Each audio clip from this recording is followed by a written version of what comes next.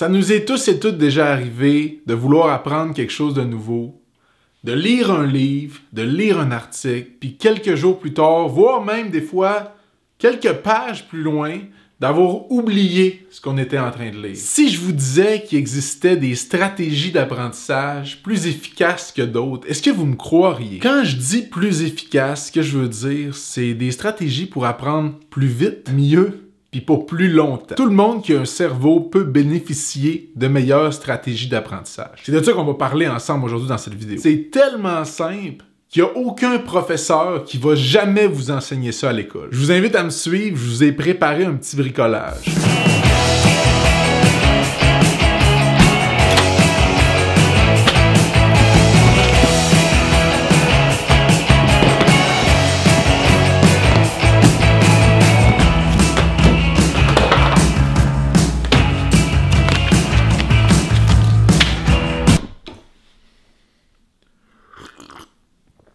Ce sera pas long, je vous fabrique ça. J'ai fini mon bricolage. Je vais aller vous montrer les résultats de tout ça.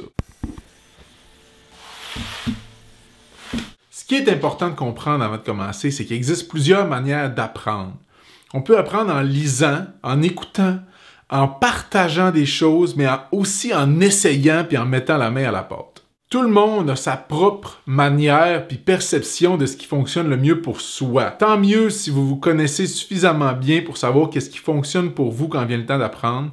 Mais faut savoir qu'il y a des stratégies qui sont scientifiquement éprouvées comme étant plus efficientes que d'autres. Pourquoi, vous demandez-vous sûrement? C'est parce qu'il y a deux niveaux d'engagement distincts quand vient le temps d'apprendre des nouvelles choses. Le premier niveau, c'est le niveau passif.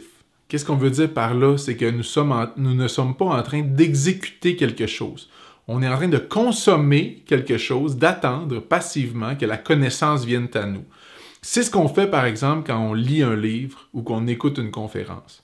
On n'est pas engagé activement dans l'apprentissage ou dans l'exécution d'une nouvelle habileté. Le deuxième niveau est le plus efficace, j'en ai un peu parlé, c'est le niveau actif. C'est le moment où on est activement en train d'apprendre quelque chose de nouveau en le pratiquant, en l'essayant ou en se faisant croire qu'on est dans une mise en situation. C'est plus actif, ça augmente l'ancrage des connaissances dans notre cerveau. Puis, comme l'a si bien dit Ricardo dans le temps de la pandémie, il n'y a pas meilleure manière d'apprendre à faire du pain qu'en mettant la main à la pâte. Ce que j'ai le goût de faire, du pain. On va activement faire du pain ici, c'est ça le gag. Donc, ce que nous dit la science, c'est que plus tu t'engages activement dans ce que tu es en train d'apprendre, plus tu devrais te souvenir fidèlement et longtemps de ce que tu es effectivement en train d'apprendre. Donc, si tu as le choix entre relire tes notes de cours ou mettre en place un club de lecture, je t'invite à mettre en place un club de lecture. D'un, ça va être plus agréable parce que tu vas voir tes collègues, puis de deux, ça va être plus actif. Donc, ça va faciliter l'apprentissage puis la rétention de l'information. Tu vas te souvenir plus longtemps de ce que tu as discuté dans le club de lecture que de ce que tu as lu dans ta lecture. Maintenant que vous savez qu'il existe différentes manières d'apprendre, puis qu'il existe différents niveaux d'engagement envers l'apprentissage, le niveau actif et passif, je vais vous présenter mon petit bricolage, le cône de l'apprentissage d'Edgar Dale. En gros, notre ami Edgar, qu'est-ce qu'il a fait avec sa pyramide? Comment il l'a organisé? C'est qu'il a pris toutes les stratégies d'apprentissage qui étaient le plus recensées dans les manières d'étudier des étudiants et ou des professionnels, puis il les a classées de la plus efficace à la moins efficace, en se basant sur les connaissances que les individus avaient retenues de leur étude après 2 semaines. Voici comment ça s'illustre.